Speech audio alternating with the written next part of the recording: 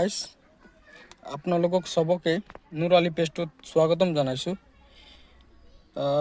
ভিডিঅ'টো আজি বনাইছোঁ কিবা কাৰণত, তাৰমানে এনেকৈ যাৰ ফোন আছে এণ্ড্ৰইড ফোনবিলাক, তো এই ফোনত কালি ৰাতি হঠাৎ কিবা কলিঙত কিবা এটা আপডেট হৈ গ'ল। তাৰমানে ছিষ্টেমবিলাক অট'মেটিক বদলি হৈ গ'ল। কি জানো কেলৈ নাজানো, যিহেতু কালি ৰাতি আপোনালোকক মই দেখাইছোঁ। এইটো চাওক, আপডেটটো মানে আগত কলিং কৰিলে মানে কেনেকৈ হৈছিলে, আজি এতিয়া মানে কৰিলে কেনেকৈ হয়। মই স্ক্ৰীনশ্বটটো মাৰি থৈছোঁ।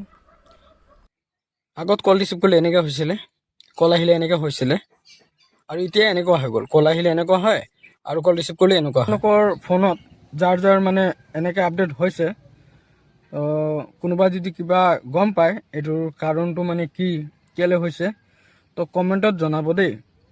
মোৰ ফোনত যেনেকৈ এনেকৈ যাৰ এণ্ড্ৰইড ফোন আছে, মানে চবৰ ফোনতে হৈছে কি হোৱা নাই না, অকল মোৰ ফোনতে হৈছে, লেকিন হৈছে, বহুত মানুহৰ হৈছে, যিহেতু মই নিউজতো পাইছোঁ।